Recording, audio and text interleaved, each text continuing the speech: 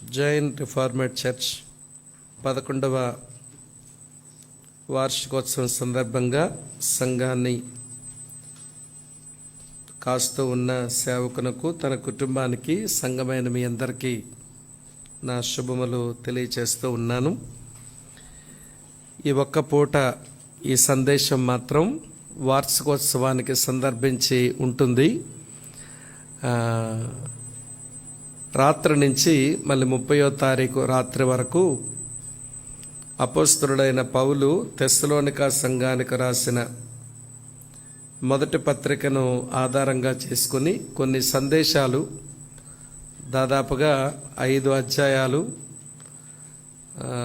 నాకున్న కూడికల్లో 5 అధ్యాయాలు ఆధారంగా చేసుకొని ఆ పుస్తకంలో ఉన్న సందేశాన్ని సంపూర్ణంగా సంపాదించుకోవడానికి మనం ప్రయత్నం చేద్దాం. నాకు తెలిసి ఈరోజు రాత్రితో రేపు ఉదయం 2 బైబిల్ స్టడీ టైమ్స్ ఉంటాయి. మళ్ళీ రేపు రాత్రి అంటే 4, తర్వాత ఎల్లుండి మళ్ళీ 2 అంటే 6, తర్వాత మళ్ళీ నైట్ అంటే 7 సందేశాలతో 5 అధ్యాయాల పుస్తకాన్ని చెప్పే ప్రయత్నం చేద్దామని నేను ప్రేరేపించబడతా ఉన్నాను. కారణం, మరి ఆ పుస్తకం ప్రభు యొక్క రాకడ వెలుగులో రాయబడిన పుస్తకం. ప్రభు యొక్క రాకడ వెలుగులో రాయబడిన పుస్తకం. ఈ దినాలలో, ఈ ప్రతికూలమైన పరిస్థితుల మధ్య ఆ పుస్తకం ధ్యానం చేయటం మనకు ప్రయోజనం కలిగిస్తుందేమో అని ఎంచి ఆ పుస్తకంలోంచి ఈరోజు రాత్రి నుంచి చెప్తాను. మరి ముందెందుకు చెప్తున్నారు అంటే, మీరు ఆసక్తి ఉంటే వస్తారు, లేకపోతే రాలేమన్నట్టు ఆగుతారని. ఏమండి, ముందే చెప్పేస్తే గొడవ లేదు కదా అని ముందే చెప్పేశాను. ముందే చెప్పాను అంటే నేను కూడా కట్టుబడి ఇక జిగ్జాగ్ అవ్వకుండా ఒకే పుస్తకం, ఒక థాట్ లైన్ మీకు చెప్పడానికి వీలుంటుంది. నేను తీసుకున్న పరిధి, మీ చుట్టూ వేసిన పరిధిలో మన పుస్తకాన్ని మనందరం కలిసి ఈరోజు రాత్రి నుంచి మళ్ళీ 30వ తారీఖు రాత్రి వరకు దీన్ని మనం ధ్యానం చేస్తాం. మంచిది. యానివర్సరీ సందర్భంగా బైబిల్లోంచి ఒక్క వచనం నేను చదివి చిన్న ప్రార్థనతో నా సందేశాన్ని ముగిస్తాను. మళ్ళీ మనం బల్లను సమీపించాలి. మన ముందు కొంత పని ఉంది కనుక ఈ సమయం కూడా విస్తరించి కాకుండా, అలాగని కొంచెం కాకుండా, ఏమండి, తగు మాత్రం మనం దేవుని వాక్యంతో మన సావాసం కలిగి ఉందాం. మరోసారి వార్షికోత్సవం జరిగించుకుంటున్న మీకు నా హృదయపూర్వకమైన శుభాలు తెలియచేస్తూ, బైబిల్లోంచి అపోస్తలుడైన పౌలు ఎఫెసీయులకు రాసిన పత్రిక 4వ అధ్యాయం 15వ వచనం చదువుదాం. ప్రేమ కలిగి సత్యము చెప్పుచు క్రీస్తు వలె ఉండుటకు మనము అన్ని విషయములలో ఎదుగుదము. చివరి మాట జ్ఞాపకం చేసుకుందాం. మనము అన్ని విషయములలో ఎదుగుదము. ప్రేమ కలిగిన తండ్రి, ప్రియమైన దేవ, మీకు కృతజ్ఞతలు. ఈ స్థలములో నీ పని ఎలాగ మీరు ప్రారంభించారో, దీనిని ఎలాగున మీరు కొనసాగించారో, మరి పనిలో ఆరంభం నుంచి నేటి వరకు పాలు పంపులు పొంది పరిచర్య అందించిన మా ప్రియులను మీరు మాకు జ్ఞాపకం చేశారు. మరి నీ సేవకుడు, అలాగనే తమ్ముడు జాన్ బాబు గారు, వారి కుటుంబం ఆలోచించేసి చేసిన పనిని మీరు ఆశీర్వదించారు అని ఇప్పుడు జరుగుతున్న పనిని బట్టి మేము గ్రహిస్తున్నాం. సంఘం నీది.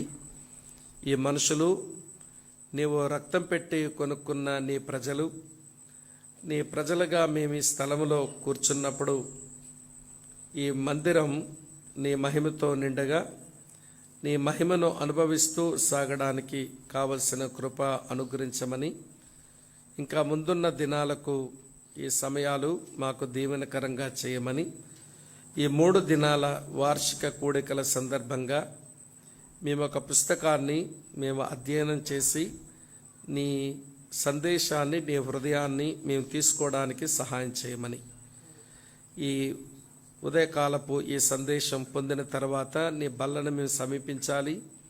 మమ్మలను ఆయుత్తపరచండి.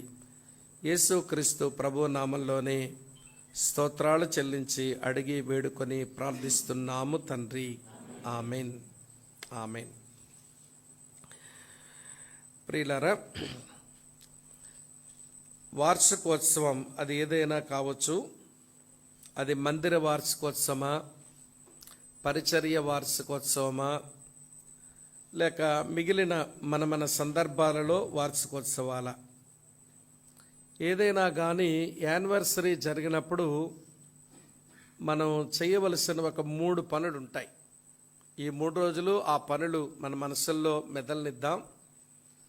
అందులో మొదటి పని ఏంటంటే, మరి తమ్ముడు ఆ ఫ్లైయర్లో వేసినట్లుగా ఇంతవరకు యెహోవా మనకు సహాయము చేశాను గనుక దేవునికి ఎబెనెజర్ అని పేరు పెడదాం అన్నాడు సమూయేలు. కనుక ఈ 11 సంవత్సరాలు ఈ పరిచర్యకు దేవుడు ఎబెనెజర్ అయినందుకు, మరి ఇప్పుడే మనం విన్నాం ఎన్ని ప్రతికూలమైన పరిస్థితులు వచ్చాయో, కానీ ఈ పరిచర్యకు ఆయన సహాయకుడు అయినందుకు ఆయన్ని ఆరాధించాలి. ఎబెనెజర్ని ఆరాధించడం మనకు చేత కావాలి. ఈ యానివర్సరీ మీటింగ్స్లో ఒకటి. రెండో సంగతి, ఈ రోజున ఈ మందిరం, ఈ కుటుంబం, మీరు ఏమై ఉన్నారో అది కేవలం ఆయన కృపచేతన అయి ఉంటారు. ఇక వేరే కారణం ఉందా? ఆయన కృపేం కాదు, మా కృషి అంటారా మీలో ఎవరైనా? మన కృషితో మనం ఇక్కడ లేము, ఆయన కృపతోనే ఉన్నాం. కాబట్టి ఆయన కృపను అర్థం చేసుకుని మన కృతజ్ఞతలు చెల్లించాలి. నెక్స్ట్ వర్క్ ఏంటనంటే థ్యాంక్స్ గివింగ్, కృతజ్ఞతలు చెల్లించాలి. ఎబెనెజర్ అయిన ప్రభువుని వర్షిప్ చేస్తూ, ఆరాధిస్తూ, కృప చూపిన దేవునికి మనం ఈ స్థలములో కృతజ్ఞతాస్తుతులు చెల్లిస్తూ, మన ముందు ఒక భవిష్యత్తును ఆయన ఉంచే దేవుడు. ఇర్మియా 29:11 అంటాడు కదా, మీ కొరకు నేను రాగల దినములలో మీ కొరకు నేను ఉద్దేశించిన సంగతులు అవి సమాధానకరమైనవే గాని హానికరమైనవి కావు. ఆ మాటలు చెప్పినప్పుడు 70 సంవత్సరాల చెరంది ముందు. తెలుసా మీకు ఆ సంగతి? ఇర్మియా 29:11 వచనం ఇర్మియా చెప్పేపాటికి 70 సంవత్సరాల చెర వాళ్ళ ముందుంది. కానీ చెర కూడా అది సమాధానకరమైనదే, అది మేలు మీకు. కాబట్టి మీరు దెబ్బలాట్లు పెట్టుకోకుండా, ఎవరిని సంప్రదించకుండా, మరి నెబుకద్నెజరు తీసుకుని పోతే పొండి ఈ 70 సంవత్సరాలు బయటికి, అది సమాధానమే. కానీ మీరు ఐగుప్తును ఆశ్రయించి, సిరియాను ఆశ్రయించి మరి ఎక్కువ కీడు తెచ్చుకోకండి అని ఇర్మియా చెప్పినా కానీ వాళ్ళకి బుద్ధి రాలా. కానీ దేవుడు అన్నాడు, ఈ 70 సంవత్సరాలు మీరు బయట ఉండడం అది మీకు మేలు, తర్వాత ఇక్కడ తీసుకుని వస్తాను, అది ఇంకా ప్రయోజనం అన్నాడు. కనుక భవిష్యత్తులో మన కొరకు కూడా దేవుడు ఒక సమాధానకరమైన, హాని కలిగించని ఉద్దేశాలు కలిగి ఉంటాడు. దాని కొరకు ప్రార్థన చేసుకుని కమింగ్ ఇయర్కి అప్పగించుకోవాలి. మా అర్థంతో నేను చెప్పే మాట, ఎబెనెజర్ని ఏం చేద్దాం?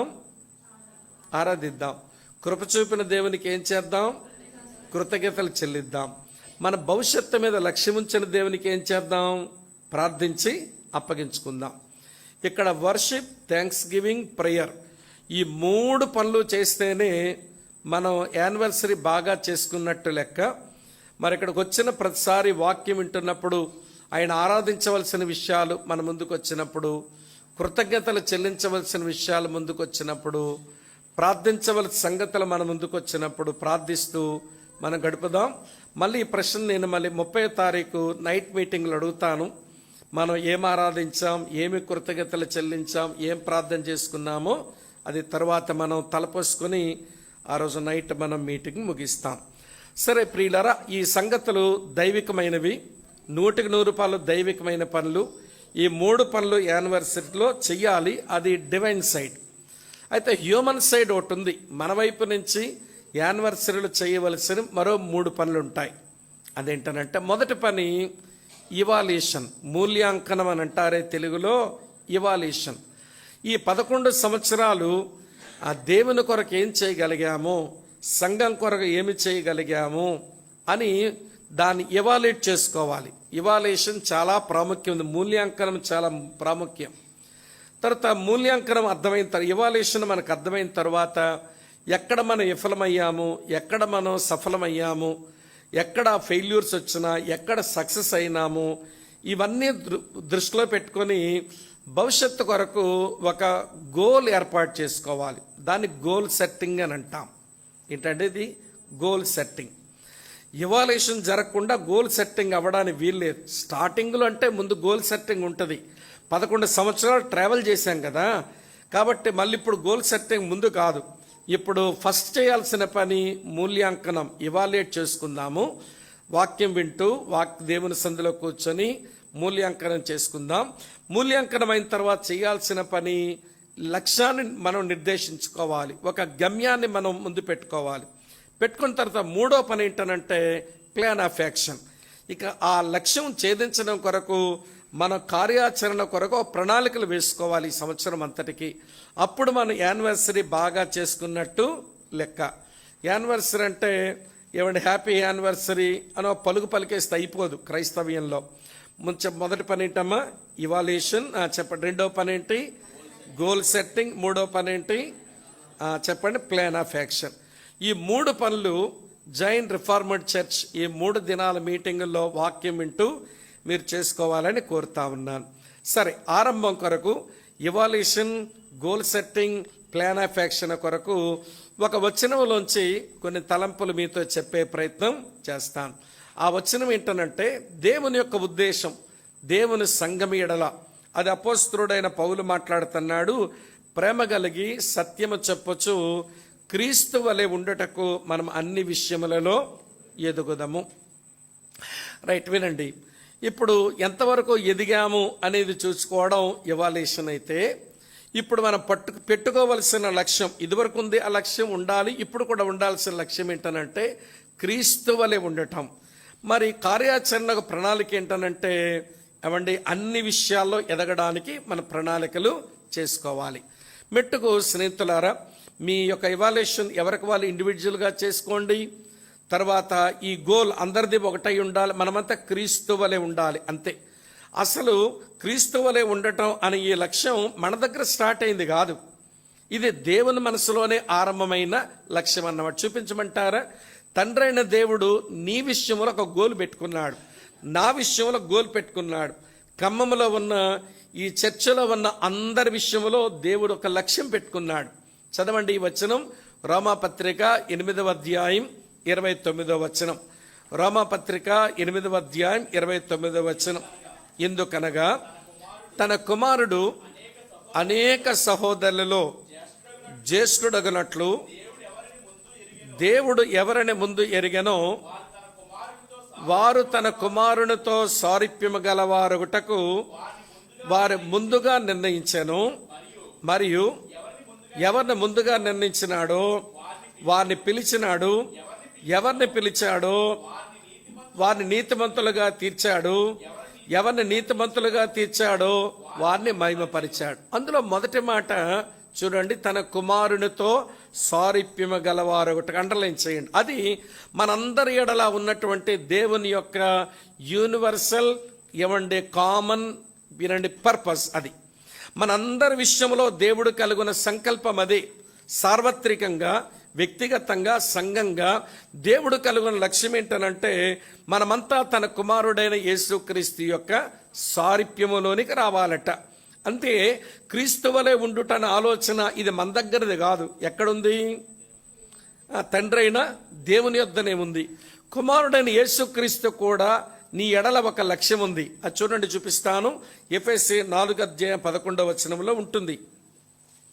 ఎఫెస్ ప్రతి రిఫరెన్స్ రాసుకోండి, ఐడియా కూడా పక్కన రాసుకోండి. 4:11 మనమందరము విశ్వాస విషయములోను దేవుని కుమారుని గూర్చిన జ్ఞాన విషయములోను ఏకత్వం పొంది సంపూర్ణ పురుషుల మగ వరకు, అనగా క్రీస్తునకు కలిగిన సంపూర్ణతకు సమానమైన సంపూర్ణత కలవారమగు వరకు ఆయన ఎలాగ నియమించారు. ఈ మాట అండర్లైన్ చేయండి. ఈ మాట ఏంటనంటే క్రీస్తునకు కలిగిన సంపూర్ణతకు సమానమైన సంపూర్ణత కలవారమగు వరకు.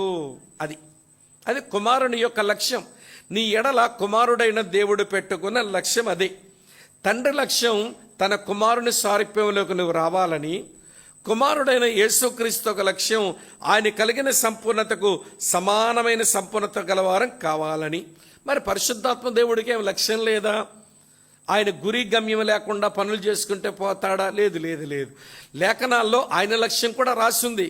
చూపిస్తాను చూడండి, చదవండి. ఆ వచనం 2 కొరింథీ 3:18 ఉంటుంది. ఈ 3 వచనాలు మన ఎడల దేవునికున్న లక్ష్యం కాబట్టి, ఆ దేవునిలో ఉన్న 3 వ్యక్తుల త్రిత్వంకున్న లక్ష్యం కాబట్టి ఈ 3 వచనాలు ఎప్పుడు అడిగినా చెప్పగలిగినట్లుగా జ్ఞాపకం పెట్టుకోవాలి.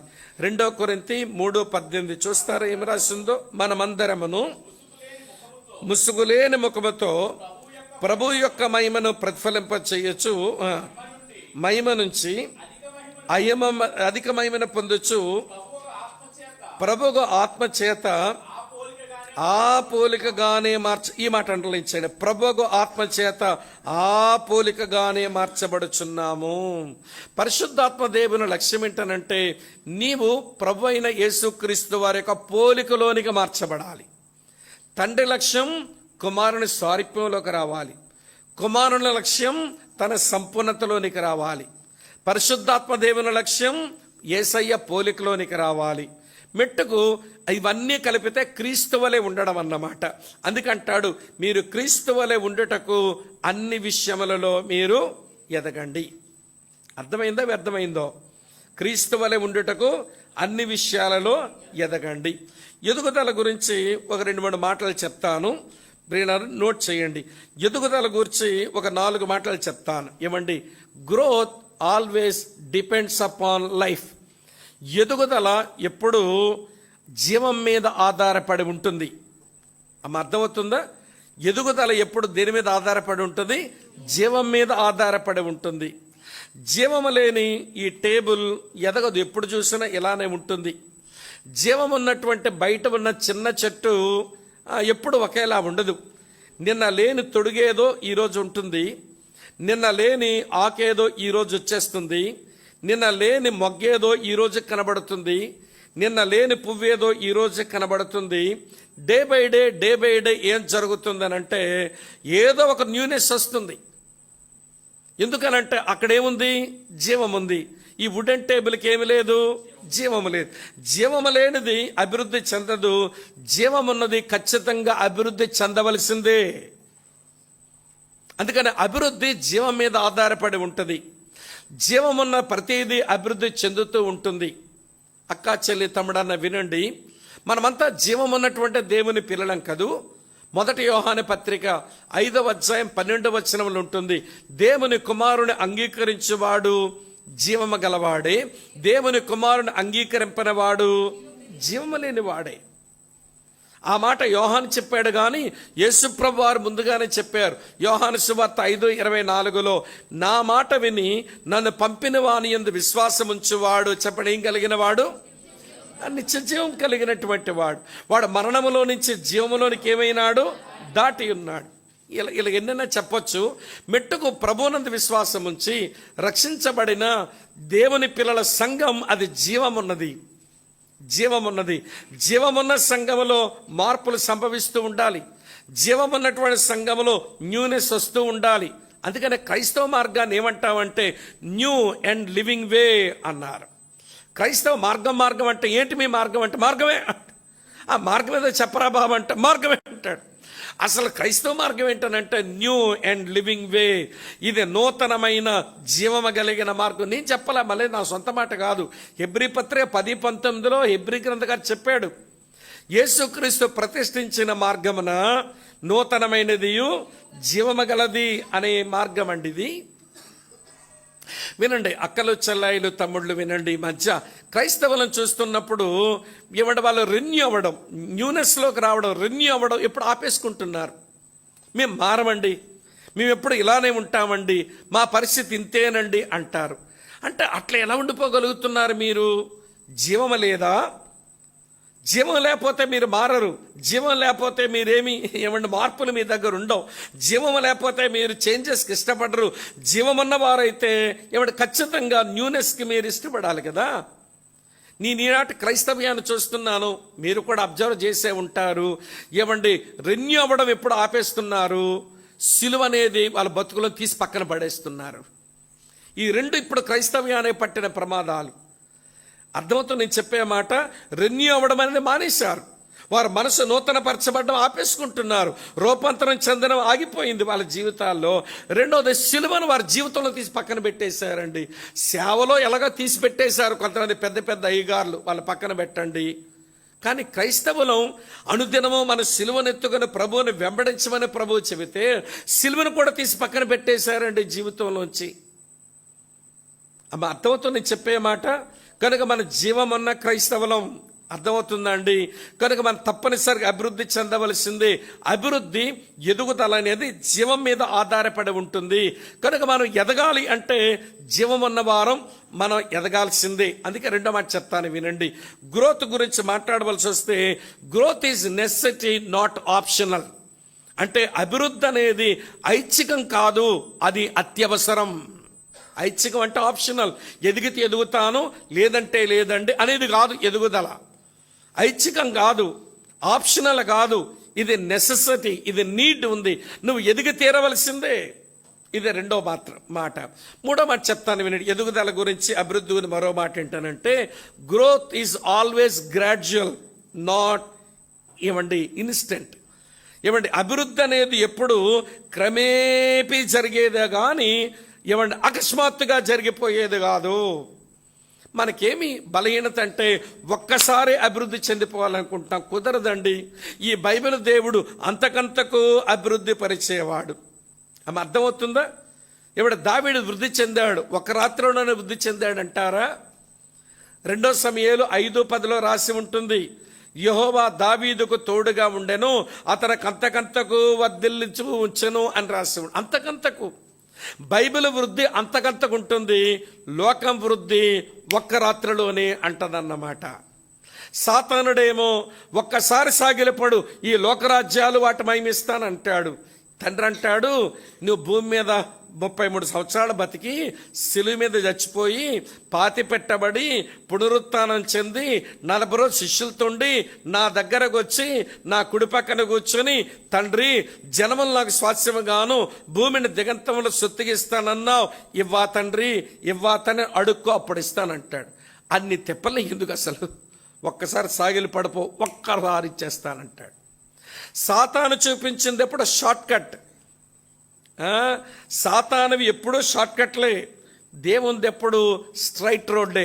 స్ట్రైట్ రోడ్లో కొంచెం ఆలస్యాలు ఉంటాయి, కొన్ని కష్టాలు ఉంటాయి. షార్ట్ కట్లో బాగా చేరిపోవచ్చు అనుకుంటాం, కానీ ప్రమాదం ఎక్కువ ఉంటుంది. నేను జ్ఞాపకం చేస్తున్న విషయం ఏంటంటే అభివృద్ధి ఎప్పుడు క్రమేపీ జరిగేదే కానీ అకస్మాత్తుగా కనబడేది కాదు. గుర్తుపెట్టుకోండి మాటలు. ఏం చెప్పాను ఇప్పుడు?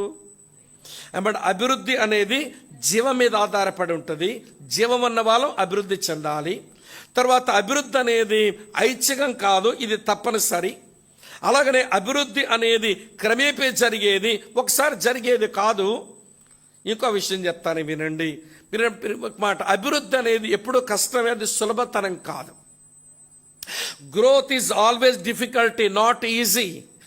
అభివృద్ధి అనేది ఎప్పుడు అది కష్టమే, కానీ ఇది తేలిగ్గా రాదు అనే విషయం జ్ఞాపకం పెట్టుకుంటే మెట్టుకు ప్రభు అంటున్నాడు, మీరు నా కుమారుడైన యేసయ్య స్వారూప్యంలోకి రావాలి. మీరు నేను కలిగిన సంపూర్ణతకు సమానమైన సంపూర్ణత రావాలి. మీరు ప్రభు అయిన యేసుక్రీస్తు యొక్క పోలికలోనికి రావాలి. ఇట్లా ఆయన ఎట్టివాడై ఉన్నాడో మీరు అట్టివారు కావాలంటాడు. ఈ మాట భలేగా ఉంటుంది. 1 యోహాను పత్రిక 4:17 యోహాను అంటాడు, యేసు ఎట్టివాడో ఆయన ఈ లోకములో ఉన్నప్పుడు ఇప్పుడు ఈ లోకములో మనం అట్టివారమై ఉండాలి అంటాడు. ఎట్టివాడో అట్టివారం అవ్వాలంట. అదే క్రీస్తు వలె ఉండటం, అదే క్రీస్తు సారూప్యం. ఇవన్నీ సినోనిమ్స్, పర్యాపదాలు చెప్తున్నాను. క్రీస్తు వలె ఉండడం, క్రీస్తు సారూప్యంలోకి రావడం, క్రీస్తు సంపూర్ణత పొందడం, క్రీస్తు పోలికలోకి ఇవన్నీ ప్రభు మన ఎడల కలిగి ఉన్న ఒక అద్భుతమైనటువంటి లక్ష్యాలు. కనుక 11 సంవత్సరాలు ఈ సంఘ సావాసంలో ప్రయాణం చేసిన మనం ఈ లక్ష్యం దగ్గరికి వచ్చి ఎవాల్యుయేట్ చేసుకుందాం, మరోసారి గోల్లో నిలబడదాం. అందుకొరకు మనం కొన్ని విషయాలు అభివృద్ధి చెందాలట. క్రీస్తు వలె ఉండుటకు చెప్పండి ఏమన్నాడు? అన్ని విషయములలో అభివృద్ధి చెందండి. ఎన్ని విషయాలో లేఖనమిచ్చే ఒక 4 సంగతులు చెప్తాను, అప్పుడు టైం అయిపోతుంది. చాలా ఉన్నాయి కానీ 4 చాలు. మనం ఏమంటే మన సంఘ జీవనంలో ప్రభు మహిమార్థం, మన వ్యక్తిగత క్షేమాభివృద్ధి కొరకు, మన మేలు కొరకు యోగ్యమైన క్రైస్తవ జీవితం జీవించడానికి ఒక 4 విషయాలలో అభివృద్ధి వస్తే సరిపోతుంది అన్నట్టు. ప్రధానమైన 4 చెప్తాను, సావధానంగా మీరు వినాలని నేను మీకు మనవి చేస్తున్నాను. నెంబర్ 1 చదువుతాను చూడండి. మొదటి తెస్సలోనిక పత్రిక 3వ అధ్యాయం 13వ వచనం. మొదటి తెస్సలోనిక పత్రిక 3వ అధ్యాయం 13వ వచనం. మన తండ్రైన దేవుని ఎదుట మీ హృదయములను పరిశుద్ధత విషయమై అనింద్యమైనవిగా ఆయన స్థిరపరచుటకై మేము మీ ఎడల ఎలాగ ప్రేమలో అభివృద్ధి పొంది వర్ధిల్లుచున్నామో అలాగే మీరును ఒకని ఎడల ఒకడును మనుషులు అందరి ఎడలను ప్రేమలో అభివృద్ధి పొంది వర్ధిల్లునట్లు ప్రభు దయచేయునుగాక. మొదట అభివృద్ధి, గ్రో ఇన్ గాడ్స్ లవ్. దేవుని ప్రేమలో అభివృద్ధి చెందండి. ఏంటమ్మా ఇందులో? దేవుని ప్రేమలో అభివృద్ధి చెందండి. ఇలా మీకు జ్ఞాపకం చేస్తాను. ప్రేమలో అభివృద్ధి చెందడం, అసలు స్వతహాగా మనం ప్రేమ కలిగిన వాళ్ళం అంటారా చెప్పండి? యేసు ప్రభుని మినహాయిస్తే, యేసు ప్రభుని నమ్ముకోకపోతే మనం ప్రేమ కలిగిన మనుషులమేనంటారా? కాదు. మరి ప్రేమని అంటుంటారేంటి మరి అంటే? అది ప్రేమ కాదు, అది ఆకర్షణ. ఏమండి, ఒక స్త్రీని చూసిన ఒక పురుషునికి, ఒక పురుషుని చూసిన స్త్రీకి లోపలేదో ఏమండి ఆ వ్యక్తిని బట్టి ఆకర్షణ కలిగితే ఏమండి లోపల ఒక రాంటి వాంఛ కలుగుద్ది ఆ మనిషి మీద. ఆ ఆకర్షణకు వాంఛనకు లోకం పెట్టిన పేరేంటనంటే ప్రేమ. ఆ వాంఛలో పడినటువంటి వాడు చెప్పే డైలాగ్ ఏంటనంటే 143. తెలుసా మీకు 143 అంటే? ఈ తరానికే మైదా రోగమో కానీ ఏమంటే భాషలో కూడా స్పష్టంగా పూర్తిగా పలకరంట. వాట్సాప్ లాంగ్వేజ్ ఏంటమ్మా? 143 అంటే 1 అంట ఐ అంట, 4 అంటే LOV అంట, ఏమంటే 3 అంటే YOI అంట. 143 ఐ లవ్ యూ. నేను అప్పుడప్పుడు యవనస్తులు చెప్తా, ఈరోజు మీరు 143 బండి ఎక్కితే రేపు 108లో వచ్చి క్యాజువాలిటీలో జాయిన్ అవుతారు. ఈరోజు 143 ఎక్కండి, రేపు 108లో హాస్పిటల్ వచ్చి అడ్మిట్ అవుతారు. కానీ మీరు అది ప్రేమ కాదండి. వినండి ప్రియులారా, అది ఏమండి ఆకర్షణ బట్టి వచ్చిన వాంఛ. ఇంకా మొరటి మాటలు వాడొచ్చు కానీ ఇది సభ్యతగా ఉండదని కొంచెం నొక్కేసుకుంటున్నాను అన్నమాట. దానికి మనం ప్రేమని పేరు పెట్టాం. కనుక నేను చెప్పగోరే విషయం అంటే యేసుక్రీస్తుని మినహాయించి మనం ఎవరము సరైన ప్రేమ కలిగిన మనుషులం కాదు. మరి ఎట్లా ప్రేమలో అభివృద్ధి చెందాలంటే ముందు ప్రేమ పడాలి కదా. ప్రేమ పడితేనే కదా అభివృద్ధి చెందేది. ఎలా పడింది ప్రేమ? రాసుకోండి, రిఫరెన్స్ చెప్తాను. రోమీయులకు రాసిన పత్రిక 5:5లో పౌలు ఇలా చెప్పాడు. ఎందుకనగా ఈ నిరీక్షణ మన సిగ్గుపరచదు, మనకు అనుగ్రహింపబడిన పరిశుద్ధాత్మ ద్వారా దేవుని ప్రేమ మన హృదయములో ఏమైందట? కుమ్మరించబడింది. జీవమున్న దేవుని బిడ్డమైన నీలో, జీవము గల దేవుని సంఘమైన మనందరిలో పరిశుద్ధాత్మ దేవుని ద్వారా దేవుని ప్రేమ మన హృదయములో కుమ్మరించబడింది కదా. ఇప్పుడు ఆ ప్రేమ దినదినము అభివృద్ధి చెందాలి. అమ్మ వింటున్నారా? ఈ ప్రేమలో మన అభివృద్ధి చెందాలనంటే అసలు దేవుడు మనలో కుమ్మరించిన ప్రేమలు ఏముంటుందో అది ఆయన ప్రేమ మనలో కుమ్మరించాడు కదా. ఇప్పుడు ఒక 3 విషయాలు చెప్తాను. దేవుని ప్రేమను 26 పుస్తకాల వెలుగులో మనం చూస్తున్నప్పుడు ఆయన ప్రేమకున్న మొదటి లక్షణం, అది కారణాలు చూడకుండా ప్రేమిస్తుంది. అది అన్కండిషనల్ లవ్. ఏ మంచి కారణం ఉందని నన్ను దేవుడు ప్రేమించాలి, ఏ మంచి కారణం ఉందని దేవుడు నిన్ను ప్రేమించాలంటే నిర్హేతుకంగానే ప్రేమిస్తాడు ఆయన. షరతులు చూడకుండానే ప్రేమిస్తాడు ఆయన. ఆయన ప్రేమ బేషరతు ప్రేమ. ఇది ఎప్పుడు మర్చిపోకూడదు. ఆ ప్రేమ లోపలికి వచ్చింది, దాన్ని సాధన చేస్తూ అభివృద్ధి చెందాలి మనం. రెండో సంగతి చెప్తాను వినండి. ఆయన ప్రేమ అండర్స్టాండింగ్లో, అర్థం చేసుకుంటూ ప్రేమిస్తుంది. మనుషులెవరూ మనం సంపూర్ణంగా అర్థం చేసుకుంటూ ప్రేమించలేరు, అది దేవునికి మాత్రమే చెల్లును. ఆయన ప్రేమ అర్థం చేసుకుంటూ ప్రేమించే ప్రేమ, దాంట్లో మనం అభివృద్ధి చెందాలి. అరే ఆ తప్పిదం ఎందుకు చేస్తున్నాడు పదే పదే అని అంటే, అర్థం చేసుకుని ప్రేమిస్తే అందులోంచి బయటకి అతను తీసుకురావడానికి ప్రయత్నం చేస్తాము. మనం అర్థం చేసుకోకపోతే మన సంఘములో, సమాజంలో మరొక పరిసయ్యుల మాదిరి మారిపోతాం. అర్థమవుతుంది నేను చెప్పే మాట. ఇది రెండు. మూడో సంగతి ఏంటంటే, దేవుని ప్రేమకున్న మరి యొక్క ఔన్నత్యం ఏంటంటే అన్చేంజింగ్ లవ్. అది మారదు, అది మారదు. ప్రభు అయిన యేసుక్రీస్తే చెప్పారు, అప్పగించబడే రాత్రి ఎవడు తన ముద్దు పెట్టుకుని అప్పగించేవాడు తన పక్కనే ఉంటే అక్కడ ఒక మాట చెప్పబడింది. అది యోహాను సువార్త 13వ అధ్యాయం మొదటి 2 వచనాల్లో, యేసు తన వారిని అంతము మట్టుకు ప్రేమించును. చివరి వరకు ప్రేమిస్తాడు. ఆయన ప్రేమ మారదు. కనుక ప్రియులారా, ఇది దేవుని ప్రేమ యొక్క ఔన్నత్యం. ఆ ప్రేమను దేవుడు మన హృదయంలో కుమ్మరిస్తే మనము మరొక వ్యక్తిను, వినండి, కారణాలు చూడకుండా మరో వ్యక్తిని అర్థం చేసుకుంటూ మరో వ్యక్తికి ప్రేమలో మార్పు లేకుండా ప్రేమించే ఆ ప్రేమలో దినదినము అభివృద్ధి చెందాలట. అది క్రీస్తు వలె ఉండటం, అన్ని విషయాల్లో ఎదగటం. అన్ని విషయాలంటే ప్రేమలో అభివృద్ధి చెందటం. నేను మీకు లెక్క అడుగుతాను, నాకు లెక్క చెప్పండి. 5 - 1 = ఎంత అంటారు? ఎవరేదో చెప్పారు అమ్మా. 5 - 1 ఎంతమ్మా? 4. ఏమండి, డివైన్ మ్యాథమెటిక్స్ వేరుగా ఉన్నాయండి. 5 - 1 = 0 అంట. ప్రేమ విషయంలోనే చూపిస్తాను రండి.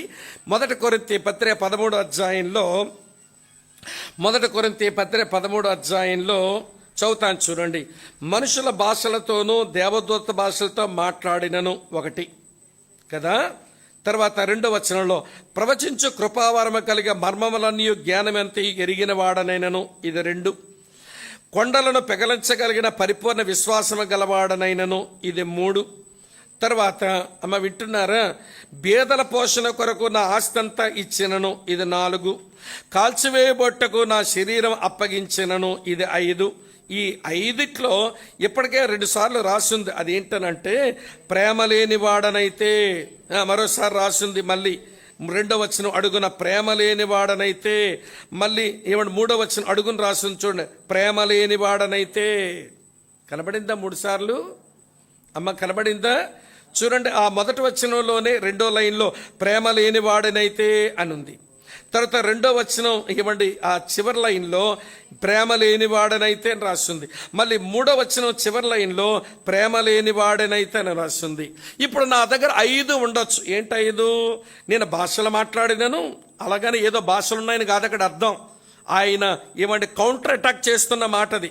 దాన్ని తీసుకొచ్చి భాషలు మాట్లాడే ప్రక్రియకు తలుపు తెరిచే పని చేయకండి. వినండి ప్రియులారా, భాషలు మాట్లాడగలిగిన, లేక మర్మాలన్నీ ఎరిగిన జ్ఞానమంతా ఉన్నా, లేక కొండలను పెగల్చగలిగిన విశ్వాసం కలిగినోడినైనా, నేను మంచి సోషల్ వర్కర్ని, పేదలకు నా ఆస్తంతా ఇచ్చేసిన తర్వాత నా శరీరం అప్పగించి కాలిపోయి అసాక్షినైపోయేటంత సమర్పణ ఉన్న ఈ 5 మైనస్ ప్రేమ = చెప్పండి ఇప్పుడు 0. మనం 5 - 1 = 4 అన్నాం. దేవుడు అన్నాడు ఈ 5 - 1 = 0 అంటున్నాడు. కనుక వినండి ప్రియులారా, మనకు తెలుసు క్రైస్తవ జీవిత పునాదులే ప్రేమని, దాని యొక్క కొనసాగింపు ప్రేమని. కనుక ప్రేమలో మన అభివృద్ధి చెందాలది దేవుని ప్రేమ అనే విషయం అర్థం చేసుకున్నప్పుడు ఇప్పుడు చెప్తాను వినండి ప్రియులారా. ఇప్పుడు ఆ ప్రేమలో అభివృద్ధి చెందిన వారు 3 యాంగిల్స్లో డెవలప్మెంట్ కనబడాలి.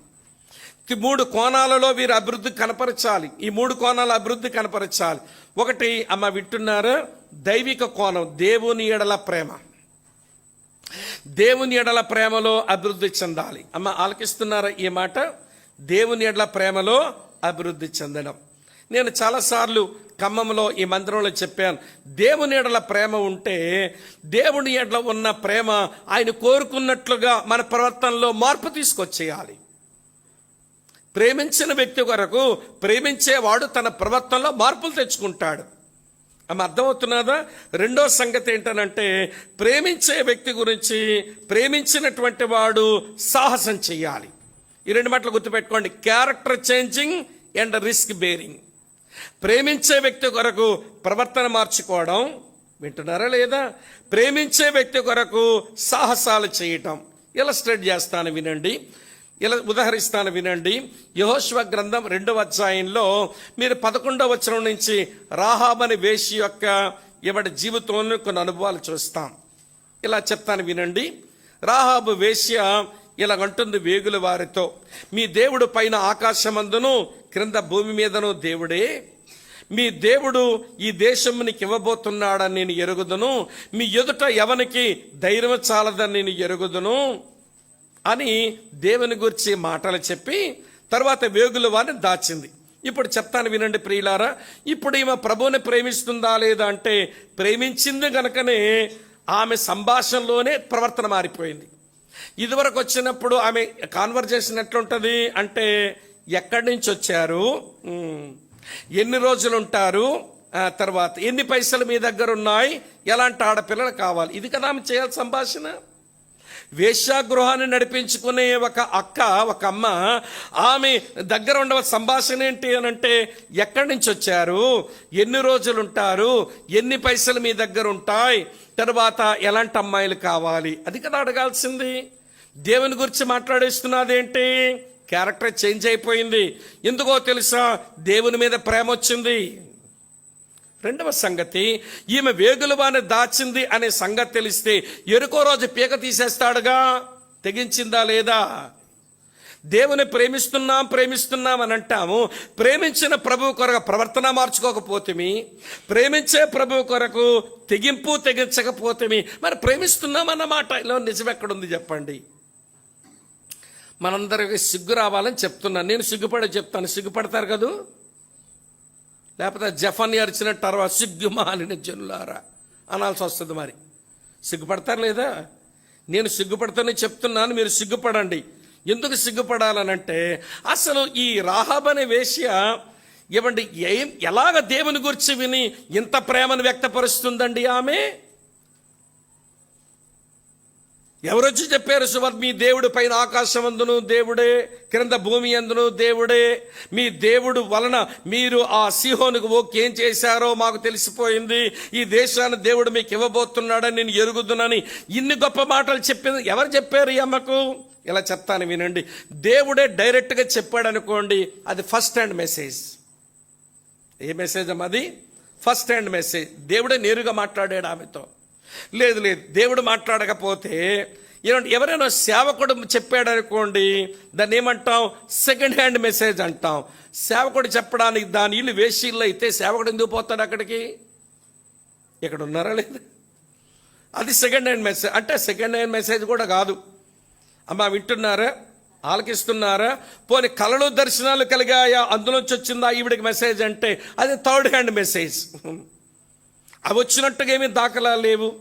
పోనీ ఎవరైనా విశ్వాసులు పోయి చెప్పారా అంటే అది ఫోర్త్ హ్యాండ్ మెసేజ్. పోనీ విశ్వాసులు అక్కడ పోవడానికి అదేమైనా మంచిల్లా పాడిల్లు అయితేను అది కూడా అయి ఉండకపోవచ్చు. దేవుడు నేరుగా చెప్పలేదు, ఫస్ట్ హ్యాండ్ మెసేజ్ కాదు. సేవకుడు వెళ్ళి చెప్పలేదు, సెకండ్ హ్యాండ్ మెసేజ్ కాదు. కళ్ళు దర్శనాలు రాలేదు, థర్డ్ హ్యాండ్ మెసేజ్ కాదు. బిలీవర్స్ వెళ్ళి ఎవరు చెప్పలేదు, ఫోర్త్ హ్యాండ్ మెసేజ్ కాదు. మరి ఎవరు చెప్పుంటారంటే ఇవ్వండి వింటున్నారు, అన్బిలీవర్స్, పాపం చేయడానికి ఇష్టపడి దాని ఇంటికి పోయి వ్యభిచారానికి పోయినోరు చెప్తున్నారు. ఇశ్రాయేలు దేవుడంట సీహోను బోగును ఓడించాడంట, ఎర్ర సముద్రాన్ని పాయలుగా చేశాడంట, ఇగో వారు వచ్చేస్తున్నారు, ఈ దేశం దేవుడు వారికి ఇవ్వబోతున్నాడంట అంటే ఇప్పుడు ఆవిడ విన్న మెసేజ్ ఏంటో తెలుసండి? Fifth hand message. Fifth hand message విన్న ఆమెలో ఉన్న ప్రేమ ఫస్ట్ క్లాస్గా ఉంది. ఫస్ట్ హ్యాండ్ మెసేజ్ వింటున్నటువంటి మన దగ్గర ప్రేమ ఫిఫ్త్ స్టేజ్లో కనబట్ల. అందుకే సిగ్గుపడదామని అడిగా. ఒళ్ళు మండింది మీకు. సిగ్గుపడతారా అంటే అసలు చెప్పడానికి ఇష్టం అవ్వలేదుగా మీకు. మనం సిగ్గుపడద్దు. మరి దేవుడు నేరుగా చెప్పకపోయినా, సేవకుడు చెప్పకపోయినా, కళ్ళు దర్శనాలు కలగకపోయినా, విశ్వాసాలు చెప్పకపోయినా, పాపం చేయడానికి వెళ్ళిన అన్యులు చెప్పిన మాట విని దేవుని మీద ఎంత ప్రేమ పెంచుకుందేంటి? మరి దేవుడే చాలాసార్లు నేరుగా చెప్తున్నాడు. ఈ స్థలం నుంచి దేవుని సేవకుల ద్వారా చెప్తున్నాడు, తోటి విశ్వాసుల ద్వారా కొంత పరిచయం చేస్తున్నాడు. మరి దేవుని మీద ప్రేమ పెరగదే? పెరిగిందనేది నిజమేనండి, పెరుగుతుంది ప్రేమ అంటే. నువ్వు ప్రభు కొరకు తీసుకున్న రిస్క్ ఏంటో చెప్పు. వింటున్నారా లేదా? మరి ప్రభు కొరకు నువ్వు మార్చుకునే క్యారెక్టర్ ఏదో చెప్పు, చూపించు. క్యారెక్టర్ చేంజింగ్ లేనప్పుడు, రిస్క్ తీసుకునే మనసు లేనప్పుడు నేను దేవుని ప్రేమించడం, ఎదిగానని చెప్పడం ఇది అబద్ధం. ఇలాంటిలంతా కూర్చొని వింటున్నారా లేదా మీరు? ప్రేమించేదన్ అధికముగా, తర్వాత ఏంటి మర్చిపోయాను, ఆరాధించేదన్ ఆసక్తితో, ఇంకా నిన్నే ప్రేమింతును, చెప్పరే, నిన్నే ప్రేమింతును, నే వెను తిరగాన్, నే వెను కాడనని పాడుతుంటే సైతాన్ ఎక్కడుండి నిన్నే ఒత్తుతునే, వీళ్ళ సంగతిరా తెలియదని ఎక్కిరించిన వాడు. ప్రభువును ప్రేమిస్తున్నామని మనం పాడే పాటలు, చెప్పుకునే కబుర్లు ఎంత విక్కిరింతల పాలవుతున్నాయి. అందుకే సిగ్గుపడొద్దు అన్నాను నేను. ఆమె అర్థమవుతుందా? ఇవిడ ప్రేమ అభివృద్ధిలో మొదటి డైమెన్షన్, మొదటి కోణంలో ప్రభు ఎడల ప్రేమ అది కనబడాలి. ప్రేమలో అభివృద్ధి చెందుతున్న వారు ఎవండి ప్రభు ఎడల ప్రేమలో అభివృద్ధి చెందుతారు. ఒకటి. రెండోది పరిశుద్ధుల ఎడల ప్రేమ. ఏంటంటే పరిశుద్ధుల ఎడల ప్రేమ. పరిశుద్ధుల ఎడల ప్రేమ కలిగి ఉంటే ఖచ్చితంగా మనం చేయాల్సిన పని ఏంటో తెలుసా? ఎడిఫికేషన్, క్షేమాభివృద్ధి కలిగించడం. ప్రభువుని ప్రేమించి అమ్మ వింటున్నారా, ప్రవర్తన మార్చుకొని సాహసం చేస్తున్నాను. ఇప్పుడు తోటి విశ్వాసాలను ప్రేమించి వాళ్ళకి క్షేమాభివృద్ధి కలిగించాలి. ఆలకిస్తున్నారా? క్షేమాభివృద్ధి కలిగించడం అంటే ఏంటి కాదండి. మొదటి తెస్సలోనిక పత్రిక 5:14 చదవండి, ఏమి రాసిందో.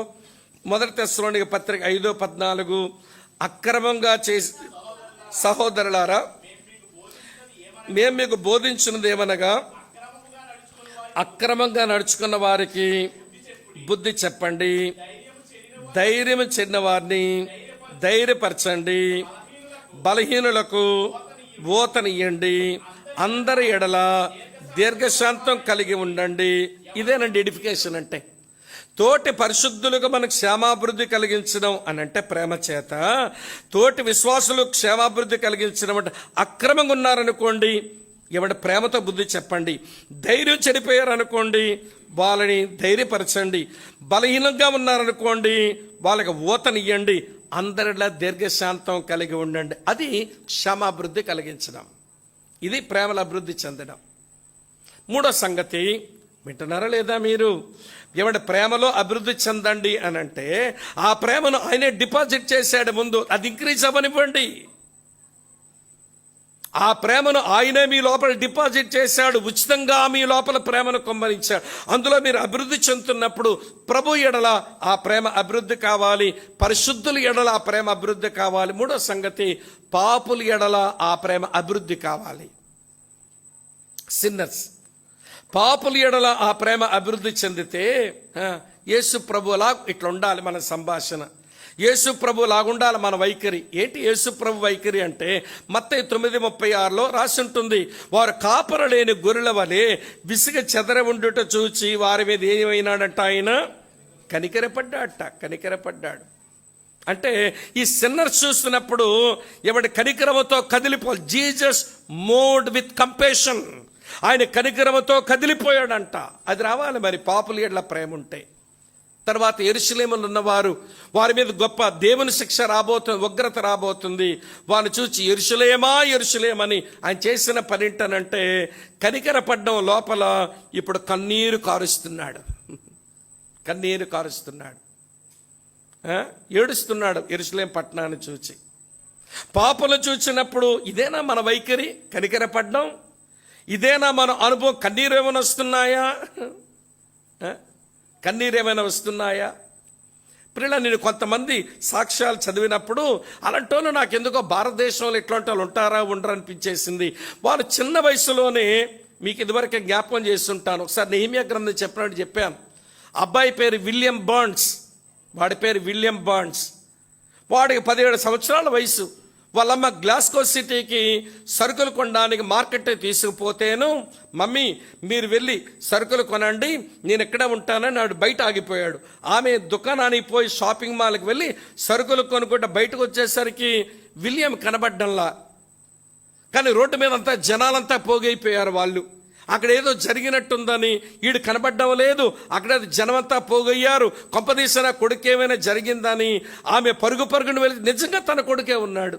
ఏమైంది వాడికంటే ఏం అవలా, వాడు నేల మట్టుంగిపోతున్నాడు, గట్టిగా ఏడుస్తున్నాడు, నిలబడుతున్నాడు, మళ్ళీ చేతులెత్తి ఏడుస్తున్నాడు, మళ్ళీ నేల వరకు వంగిపోతున్నాడు, గట్టిగా ఏడుస్తున్నాడు, మళ్ళీ చేతులెత్తి ఏమంటే అరుస్తున్నాడు, ఏడుస్తున్నాడు.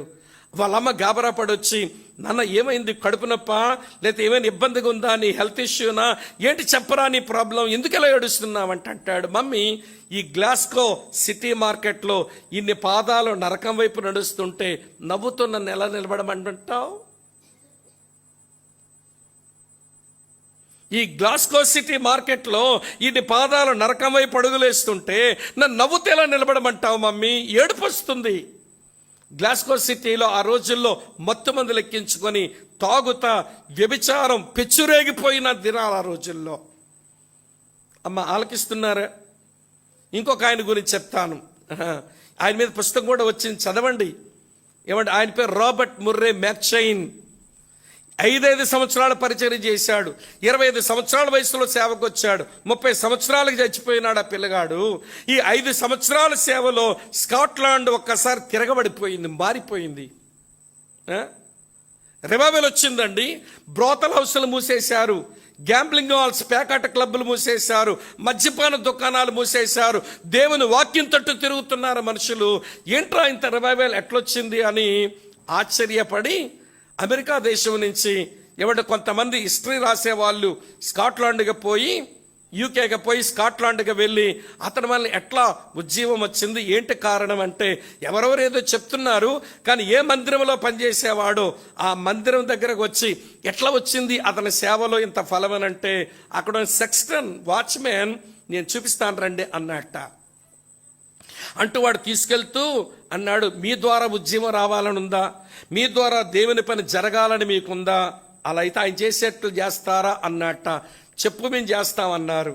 సరే ఆయన తీసుకుని వచ్చి చర్చికి పక్కని వెస్ట్రీ రూమ్ ఉంటుంది, సేవకులు ప్రార్థన చేసి సిద్ధపడే గది, ఆ గది దగ్గర తీసుకుని వెళ్ళి ఆ టేబుల్ దగ్గర ఉన్న కుర్చీలో కూర్చోండి ఇక్కడ ఒకరు అన్నట్ట. కూర్చున్నాడు ఒక ఆయన. కూర్చున్నాక మీ చేతిని తీసి గడ్డం కింద పెట్టండి అన్నాడు. గడ్డం కింద పెట్టాడు. బైబిల్ తెరవండి అన్నాడు. బైబిల్ తెరిచినాడు. బైబిల్ చదువుతూనే ఏడుస్తుంటాడు ఆయన. అలా ఏడవండి అన్నట్ట. నాకు ఏడుపు రావట్లేదు అన్నాడు. ఈడు ఏమొస్తుంది ఏడుపు? ఆయన వలన స్కాట్లాండ్లో ఈ రివైవల్ రావడానికి గల కారణం ఏంటంటే దేవుని వాక్యం చదువుతూనే ఉంటాడు, కళ్ళల్లోంచి నీరు అలా పడుతూనే ఉంటాయి. ఇది నేను చూసిన అనుభవం. రండి ఇక్కడి నుంచి రండి అని ఆ రూమ్లోంచి పోడియం దగ్గర తీసుకుని వచ్చి 2 చేతులు ఎట్లా పెట్టండి అన్నట్ట. ఒక ఆయన వచ్చి ఎట్లా పెట్టాడు. వాక్యం ప్రకటించండి ఏదైనా అన్నట్ట. అతను ఏదో చెప్పబోతున్నాడు. అట్లా కాదు, మీరు వాక్యం చెప్పినప్పుడు కళ్ళలోంచి నీరు కారనివ్వండి అన్నాడంట. పాపుల కొరకు కన్నీరు కారనివ్వండి అన్నట్టు. నాకు రావట్లేదు అంటున్నాడు పెద్ద మనిషి. రాబర్ట్ ముర్రే మ్యాక్చైన్కు మీకు అదే తేడా. పాపులు మార్పు చెందడానికి కారణం దేవుని వాక్యం చదువుతూనే ఆ పాపుల గురించి ఏడ్చేవాడు, దేవుని వాక్యం చెబుతూనే అతను పాపుల గురించి ఏడ్చేవాడు అని ఆ చరిత్రకారులు అవన్నీ వివరాలు తీసుకుని అతని మీద చివరగా 3 మాటలు రాశారు. అందులో మొదటి మాట ఏంటంటే, అమ్మ వింటున్నారు మీరంతా, రాబర్ట్ ముర్రే మ్యాక్చైన్ గురించి చెప్పిన 3 మాటల మొదటి మాట ఏంటనంటే, మీరంటే చాలా జాగ్రత్తగా, his life full of Bible text అని రాశాడు. అతని జీవితం నిండా దేవుని వాక్యమేనట. రెండవ మాట, is prayers are reverential prayers అన్నారు. అతను చేసిన ప్రార్థనలని దేవుడు గౌరవించదగ్గ ప్రార్థనలు అయిపోయినాయని రాశాడు. మూడవ మాట, is preaching full of Christ అని రాశాడు. అతని బోధ నిండా యేసు ఉండేవాడట. అతని బోధ నిండా యేసు. ప్రియ సోదరి స్నేహితులారా, ఇది కదా పాపుల మీద ప్రేమతో బతకవలసిన తీరు. ఇప్పుడు చెప్పండి, జీవమున్న క్రైస్తవులం, జీవం గల దేవుని సంగముల విశ్వాసం మన సంవత్సరాలు మన మీద దొర్లుతున్న కొలది అంతకంతకు అభివృద్ధి చెందవలసిన మనం క్రీస్తు వలె ఉండుటకు, క్రీస్తు స్వారూప్యంలోకి వచ్చుటకు, క్రీస్తు సంపూర్ణతలోకి వచ్చుటకు, క్రీస్తు పోలికలోకి వచ్చే ఆ దిశగా ఎదగవలసినటువంటి మనం ఆయన ఎట్టివాడై ఉన్నాడో అట్టివారమే బ్రతకడానికి ప్రేమలో అభివృద్ధి చెందవలసి ఉంది. ఇప్పుడు చెప్పండి, మన అభివృద్ధి ఎంతవరకు వచ్చిందో మూల్యాంకనం చేయండి, ఎవాల్యుయేట్ చేయండి, మళ్ళీ గోల్ని రిఫ్రెష్ చేయండి, ఒక్కసారి మరోసారి ప్లాన్ ఆఫ్ యాక్షన్ కొరకు పూనుకోండి. అప్పుడు మనం 11th ఇయర్ యానివర్సరీ బాగా చేసినట్లు అవుతుంది. ఇంతకంటే ఎక్కువ చెప్పలేను. మొదటి అభివృద్ధి గ్రో ఇన్ గాడ్స్ లవ్ అయిపోయింది. రెండో సంగతి చెప్తాను రండి. రెండవ సంగతి తెస్సలోనికీ రాసిన 2వ పత్రిక 1వ అధ్యాయం 3వ వచనం. 1వ అధ్యాయం 3వ వచనం. సహోదరులారా, మేము ఎల్లప్పుడూ మిమ్మల్ని గూర్చి దేవునికి కృతజ్ఞతాస్తుతులు చెల్లించడం బద్దులమై ఉన్నాము. ఇది యుక్తమే. ఎలయనగా మీ విశ్వాసం బహుగా అభివృద్ధి చెందుచున్నది, మీ అందరిలో ప్రతివాడును ఎదుటివాని ఎడల చూపు ప్రేమ విస్తరించుచున్నది. ఈ వచనంలో ఉన్న రెండో అభివృద్ధి ఏంటనంటే గ్రో ఇన్ ఫెయిత్, విశ్వాసములో అభివృద్ధి చెందండి. అమ్మ వింటున్నారా? మన లోపలికి వచ్చిన విశ్వాసం దానికి అభివృద్ధి చెందే లక్షణం ఉంది. రోమాపత్రిక 1:17 నోట్ చేసుకోండి. అక్కడ పౌలు అంటాడు, విశ్వాసమూలముగా అంతకంతకు విశ్వాసము కలుగునట్లు, విశ్వాసమూలముగా అంతకంతకు విశ్వాసము కలుగునట్లు. విశ్వాసం అభివృద్ధి చెందాలి. ప్రభు నమ్మినప్పుడు ఏ విశ్వాసం అయితే ఉందో ఈ రోజుకి అదే విశ్వాసం అది ఎదగడం లేదు, అభివృద్ధి చెందడం లేదనంటే మనం విశ్వాస విషయంలో అభివృద్ధి విషయమై ఎక్కడ ఆగిపోయామని లెక్క. స్నేహితులారా వినండి, శిష్యులకు అది అర్థమైపోయింది ఒకసారి. అందుకనే నోట్ చేయండి వచనం. లూకాసు వార్త 17వ అధ్యాయం 5వ వచనంలో శిష్యులు ప్రభు దగ్గరకు వచ్చి అడిగారు, ఏమన్నా తెలుసు? Lord increase our faith. అమ్మా ప్రభా, మా విశ్వాసమును వృద్ధి పొందించము. మేము వలలు విడిచిపెట్టుకొని వచ్చాం, మేము ధోనిని విడిచిపెట్టుకొని వచ్చాం, నా డబ్బు సంచిని విడిచిపెట్టుకొని వచ్చా, ఏమేమో విడిచిపెట్టుకొని వచ్చాము విశ్వాసం ఉంచి. కానీ విశ్వాసం ఈ 3 సంవత్సరాలు దరిదాపు వచ్చేస్తున్నది టైం, కానీ మా ఫెయిత్ ఎందుకు ఇంక్రీజ్ అవ్వటంలా? నువ్వేమో నీ లోపల ఉన్న విశ్వాసంతో నీళ్ళ మీద నడిచేస్తున్నావు, దెయ్యాలు వెళ్ళగొట్టేస్తున్నావు, స్వస్థ కార్యాలు చేసేస్తున్నావు, నీ మాట్లాడుతుంటే ప్రజలు ఆకర్షించబడుతున్నారు. నీ లోపల విశ్వాసం ఏదో వేరు, మా దగ్గర అది కనబడడం లేదు. లార్డ్ ఇంక్రీజ్ అవర్ ఫెయిత్, మా విశ్వాసమును వృద్ధిపరచు. గతించిన 11 సంవత్సరాలు మన స్థానిక సంఘంతో కలిసి ఆత్మీయ ప్రయాణం చేశాము. ఇప్పుడు మనం ఆలోచించాలి, విశ్వాస విషయంలో మన అభివృద్ధి ఎంత, అది మూల్యాంకనం. లేదా మరోసారి విశ్వాసముల అభివృద్ధి కొరకు క్రీస్తు వలె ఉండుటకు మళ్ళీ మన లక్ష్యాన్ని మళ్ళీ పెట్టేసుకుందాము.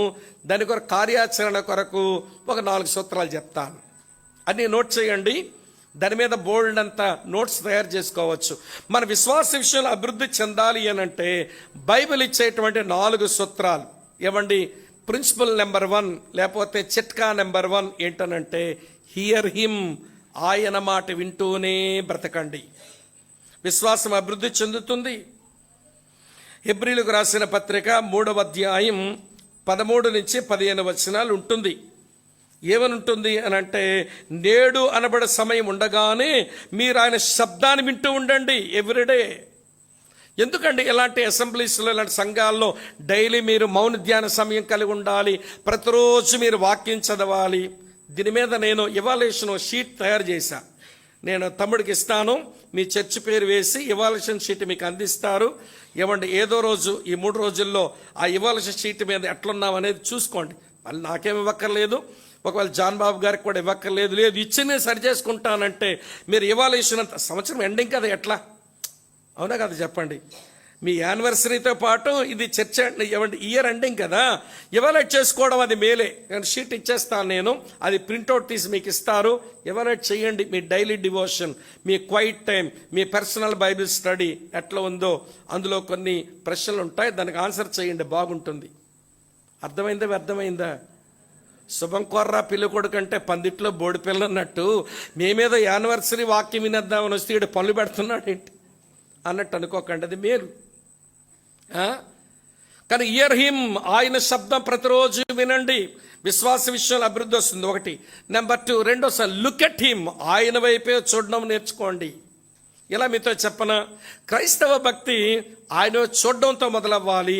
క్రైస్తవ భక్తి ఆయనతో చూడడంతో ఎండ్ అవుతుంది. బూదిగంత నివాసులారా చెప్పండి తర్వాత మాట ఏంటో, నా వైపు చూచి రక్షణ పొందండి.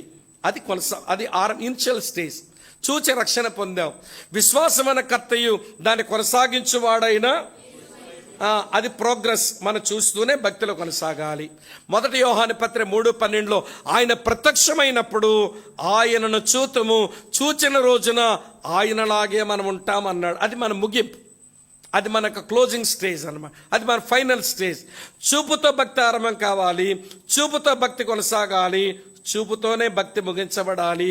కనుక విశ్వాస విషయంలో అభివృద్ధి చెందాలంటే ఆయన చూస్తూ బ్రతకడం రావాలి. నెంబర్ 2. నెంబర్ 3 ఏంటనంటే, వింటున్నారా లేదా మీరంతా? 3వది ప్రియులారా వినండి, ఆయనతో నడవండి. Walk with him. ఆయనకు దూరంగా అడుగులు వేయకండి. విశ్వాస విషయంలో బలహీనమైపోతాం. ప్రభువుకు దూరంగా అడుగులు వేసిన పేతుర్ని ఒక చిన్న పిల్ల, నువ్వు ఆ గెల్లైవాడుతో ఉన్నవాడు కదంటే, ఆయన ఎవరో నేను ఎరగను అన్నాడు. అంత విశ్వాసం ఎట్లయినాడండి?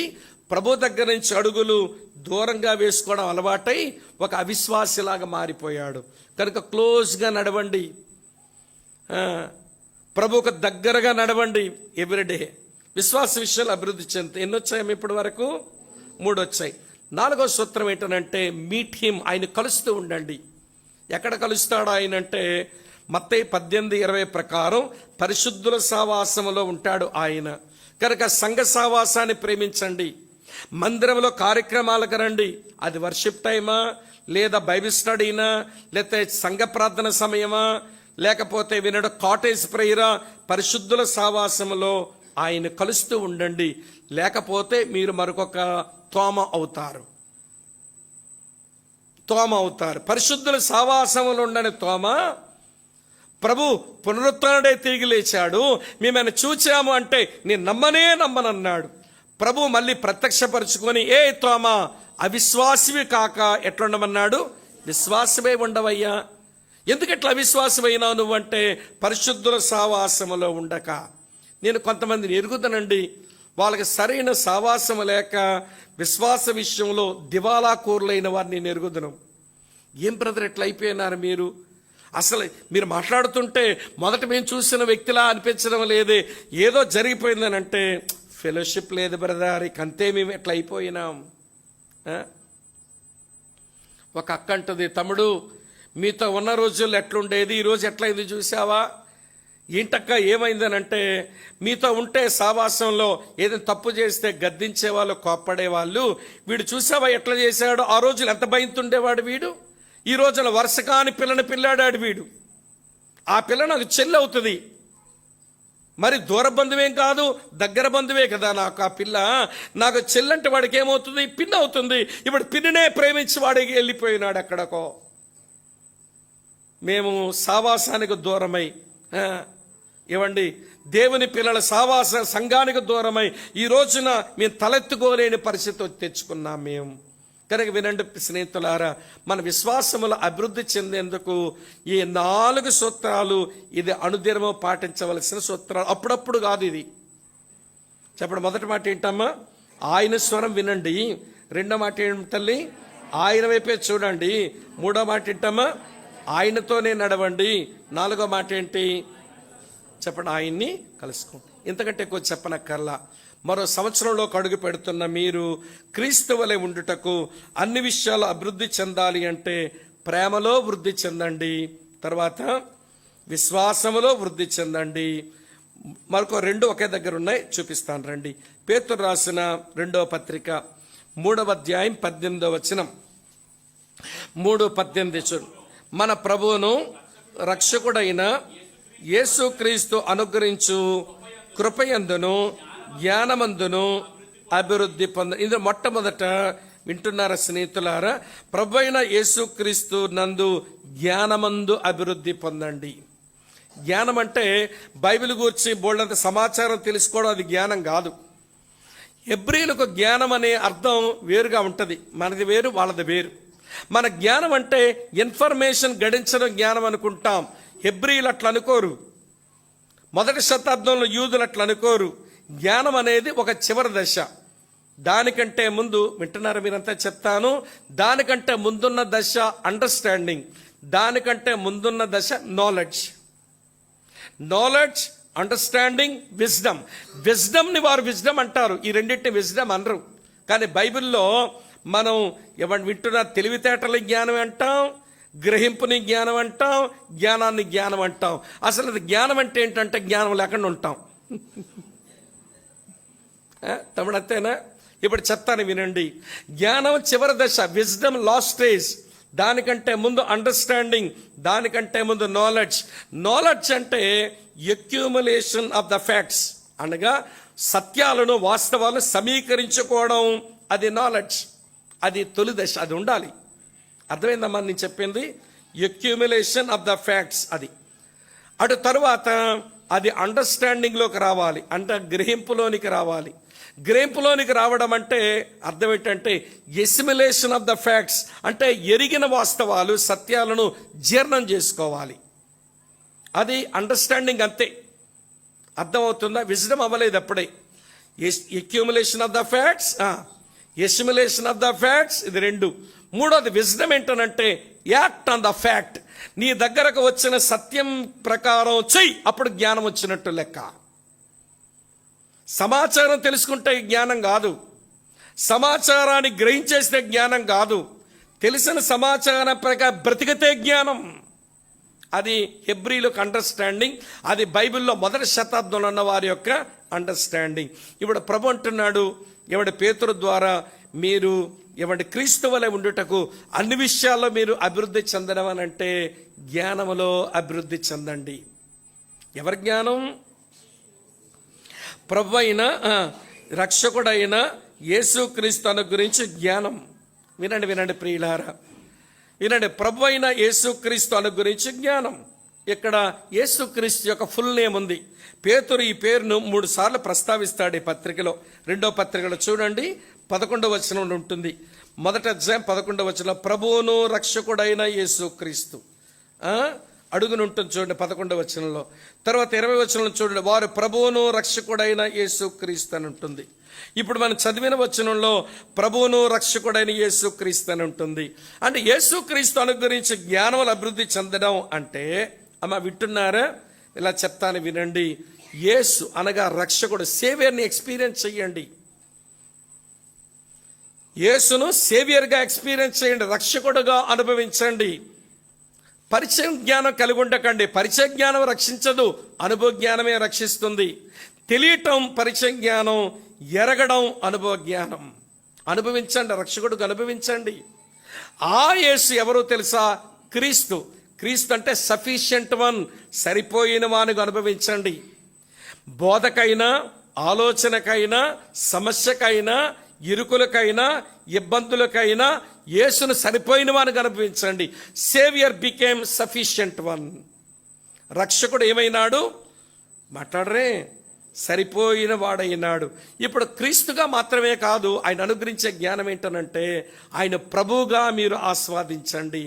ఆయన సావరిన్, ఎవడు sufficient one became your sovereign. ఆ సరిపోయిన వాడు నీ జీవితం మీద ప్రభు అయిపోయేలాగా ఆ జ్ఞానంలో అభివృద్ధి చెందండి. మళ్ళీ చెప్పనా? యేసు క్రీస్తు ప్రభు. యేసు అనగా రక్షకుడని ఎరుగుదము, క్రీస్తు అనగా సరిపోయిన వాడని ఎరుగుదము. ప్రభు అంటే ఆయన సార్వభౌముడని ఎరిగి ఆయన సార్వభౌమాధికారం కిందకి రండి. సరిపోయిన వానికి అనుభవించండి, రక్షకునిగా ఆయన అనుభవించండి. అప్పుడు ఆయన జ్ఞానములో అంతకంతకు అభివృద్ధి చెందుతున్నట్టు లెక్క. కనుక మరో సంవత్సరంలోకి ప్రయాణం చేయబోతున్న మీరు ఆయన జ్ఞానమందు అభివృద్ధి చెందండి, ప్రేమ యందు అభివృద్ధి చెందండి, విశ్వాసమందు అభివృద్ధి చెందండి, జ్ఞానమందు అభివృద్ధి చెందండి. ఇంకొకటి ఉంది, ఒక 3 నిమిషాలు చెప్పి ముగిస్తాను. మరొకటి ఏంటనంటే కృపయందు అభివృద్ధి చెందండి.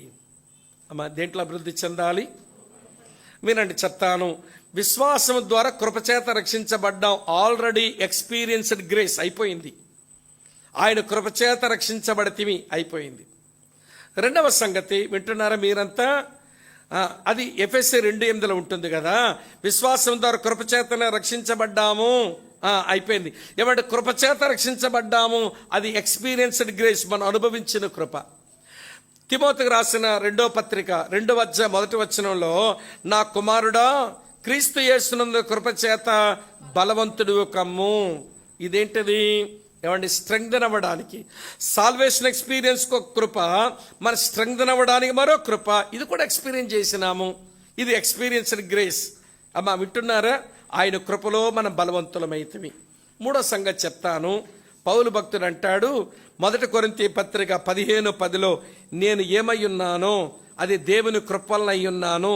అందరికంటే ఎక్కువగా ప్రయాసపడ్డాను. ప్రయాసపడింది నేను కాదు, నాలో పనిచేస్తున్న దేవుని కృప. ఇది సర్వీస్ కొరకైన కృప. Grace for salvation, grace for strengthening, ఏమంటే గ్రేస్ ఫర్ సర్వీస్. ఏమండి, రక్షణ కొరకు కృప అనుభవించినాము, బలపరచబడ్డం కొరకు కృప అనుభవించినాము. చెప్పండి. తర్వాత సేవ కొరకు కృప కొంతమంది అనుభవించారు, కొంతమంది అనుభవించలేదు. పరిచర్య చేయడానికి, సేవ చేయడానికి ఇది అనుభవించాలి. కానీ అనుదినము మనం ఎక్స్పీరియన్స్ చేయవలసిన, కృపలో అభివృద్ధి చెందవలసిన ఏమండి ఒక 4 మాటలు ఒకే దగ్గర చూపించి ముగించేస్తాను. తెస్సలోనికీ రాసిన 2వ పత్రిక చూడండి ఎంత బాగుంటుందో. తెస్సలోనిక సంఘానికి రాయబడిన 2వ పత్రికలో ఒక 4 విషయాల్లో ఈ కృపలో మనం అభివృద్ధి చెందుతూ రావాలి. ఇది ఒక రోజుతో అయిపోయేది కాదు. మనం చచ్చే వరకు లేదా మన ప్రభు వచ్చే వరకు ఈ కృపలో మనం అభివృద్ధి చెందాలి. 2:16-17 వచనాలు. తెస్సలోనికీ రాసిన 2వ, మన ప్రభు అయిన యేసుక్రీస్తును ఇక్కడి నుంచి మనల్ని ప్రేమించి కృపచేత నిత్యమైన ఆదరణీయు పులిస్టాప్ తమ్ముడు అక్కడ అంటే ఆగండి ఒకసారి. కృపచేత నిత్యమైన ఎటర్నల్ కంఫర్ట్, అది ఎవ్రీడే ఎక్స్పీరియన్స్ చేయాలి మనం. గతంలో ఆదరించబడ్డాం కానీ ఇప్పుడు ఆదరణ లేదనుకోవద్దు. ఆయన కృపచేత నిన్ను ఆదరించగలడు. కృపలో అభివృద్ధి చెందుతున్న నీవు ఎవ్రీడే ఆయన కృపచేతను కంఫర్ట్ చేయబడుతూ ఉండాలి. ఇందులో అభివృద్ధి చెందాలి. 1. తర్వాత ఏం చెప్తాముడు? శుభ నిరీక్ష, బ్లెస్సెడ్ హోప్. చాలు. ఆ కృపతోనే శుభప్రదమైన నిరీక్షణ అనుగ్రహించినాడు. ఇందులో కూడా హోప్ని మనం ఎవరిని మిస్ అవ్వకూడదు. ఆశలనేవి లేకపోతే ఇక చావుకే మన బ్రతుకులు దారితీస్తాయి. ఆశలు చంపుకోకండి. ప్రభువునందు నిరీక్షణ కలిగిన వారు, ఆశలు కలిగిన వారు ఉండాలి. దేవుని కృప శుభప్రదమైన నిరీక్షణ ఇస్తుంది. అందులో మనం అభివృద్ధి చెందాలి. 2. తర్వాత చెప్తాముడు, అనుగ్రహించిన మన తండ్రి అయిన దేవుడు. ఉందా? పులిస్టాప్ ఉందా తమ్ముడు? అంటే ఇంకా కృప చేసే పనులు ఏదో ఉన్నాయి. ఇంకా తర్వాత చదువు. మీ హృదయములను ఆదరించి. ఉందా? పులిస్టాప్ ఉందా తమ్ముడు? అంటే ఇంకేదో ఉంది, చదవండి. ప్రతి సత్కార్యమందును ప్రతి సద్వాక్యమందును మిమ్మను స్థిరపరచునుగాక. వినండి ఇప్పుడు. నిత్యమైన ఆదరణ, ఎటర్నల్ కంఫర్ట్, శుభ నిరీక్షణ, బ్లెస్సెడ్ హోప్. దాని తర్వాత ప్రతి సత్కార్యమందు మీరు స్థిరులు అవ్వాలి. దేవుని కృపే ప్రతిరోజు ప్రతి సత్కార్యమందు మిమ్మల్ని స్థిరులుగా చేస్తుంది. అందులో ప్రతిరోజు సత్కార్యాల్లో స్థిరులు అవ్వండి. దాని తర్వాత దేవుని కృపే 4వ విషయం, ప్రతి సద్వాక్యమందు స్థిరపరుస్తుంది. చెప్పండి. సద్వాక్యమందు స్థిరులం కావాలన్నా, సత్కార్యాల్లో స్థిరులం కావాలన్నా, శుభప్రదమైన నిరీక్షణలో కొనసాగాలన్నా, అలాగే నిత్యమైన ఆదరణ పొందుతూ బ్రతకాలన్నా ఏమండి సోర్స్ ఏంటనంటే గ్రేస్ ప్లస్ నథింగ్. కృప తప్ప వేరొకటి లేనే లేదు. అర్థమైందా అండి? కృపతోనే నిత్యమైన ఆదరణ, కృపతోనే శుభప్రదమైన నిరీక్షణ, కృపతోనే సత్కార్యాలను స్థిరమవుతాం, కృపతోనే సద్వాక్యమైన స్థిరమవుతాం. దీనికి 3 అండర్లైన్ చేసుకొని ఈ సంవత్సరానికి ఒక ప్రామిస్ లాగా అనుకోండి. మీరు ఎన్నో ప్రామిస్లు ఉంటాయి, ఇది మంచి ప్రామిస్ మనందరి కొరకు. కింద 3 చదవండి, ముగించేస్తాను ఈ మాట. అండర్లైన్ చేయండి ఈ మాట. అయితే ప్రభువు నమ్మదగిన వాడు, ఆయన మిమ్మల్ని స్థిరపరిచి ప్రతి దుష్టత్వము నుండి కాపాడు. రాబోతున్న మరో సంవత్సరంలో ప్రభు మరోసారి తన నమ్మకత్వాన్ని సంఘం ఎడల, మీ ఎడల, సేవకుని కుటుంబం ఎడల ఆయన రుజువు చేసుకుంటూ ఆయనే మిమ్మల్ని స్థిరపరిచి ప్రతి దుష్టత్వం నుంచి కాపాడునుగాక. మెట్టుకు మన మూల్యాంకనం ఎవరిది వాళ్ళే చేసుకోవాలి. ఎవాల్యుయేషన్. ప్రేమలు ఎంత అభివృద్ధి చెందాను చెప్పండి. విశ్వాసంలో ఎంత అభివృద్ధి చెందాను. తర్వాత చెప్పండి జ్ఞానములు ఎంత అభివృద్ధి చెందాను. చెప్పండి కృపలు ఎంత అభివృద్ధి చెందాను. ఎవరి ఎవాల్యుయేషన్ వాళ్ళది. కానీ మనందరికీ కామన్గా గోల్ ఉండాలి. గోల్ ఏంటనంటే యేసు ఎట్టివాడో అప్పుడు మనం అట్టివారం అవ్వాలి. క్రీస్తు వలె ఉండాలి. క్రీస్తు సారూప్యంలోకి రావాలి. క్రీస్తు పోలికలోనికి రావాలి. క్రీస్తు సంపూర్ణతలోకి రావాలి. ఆ గోల్ని మరోసారి రిఫ్రెష్ చేసుకుందాం. ఇదివరకు ఉంటుంది ఆ గోల్, మరోసారి దాన్ని రిఫ్రెష్ చేసుకుందాం. మన ముందున్న గోల్ అదే, ఇక వేరొక గోల్ లేదు. ఇది డివైన్ యాంగిల్లో ఏమంటే దైవిక కోణంలో అదే లక్ష్యం దేవుడు కలిగి ఉన్నాడని ఏమండి మొత్తం ఆ ముగ్గురు వ్యక్తులు త్రిత్వంలో ఉన్న వారి యొక్క లక్ష్యం చూపించాను. కాబట్టి ఇప్పుడు ప్లాన్ ఆఫ్ యాక్షన్ కొరకు ఒక్కసారి మరోసారి ప్రభువా నా ప్రేమలో అభివృద్ధి చెందేందుకు, విశ్వాసములో అభివృద్ధి చెందేందుకు, జ్ఞానములో అభివృద్ధి చెందేందుకు, కృపలో అభివృద్ధి చెందేందుకు నా వంతు ప్రయత్నం నేను చేసుకోగా, నేను సంఘములో ఒకనిగా నీలో ఐక్యపరచబడిన వ్యక్తిగా నేను సాగుతాను అని ఒక మాట ఇవ్వడానికి నువ్వు తీర్మానం చేయాలి.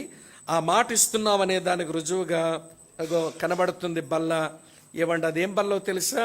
ఏమండి టేబుల్ ఆఫ్ కవనెంట్, దేవునితో నిబంధన చేసుకునే బల్ల. అది నిబంధన బల్ల. వింటున్నారా మీరు ఈ మాట? ఏమండి టేబుల్ ఆఫ్ ఓత్, ఇదొక ప్రమాణపు బల్ల.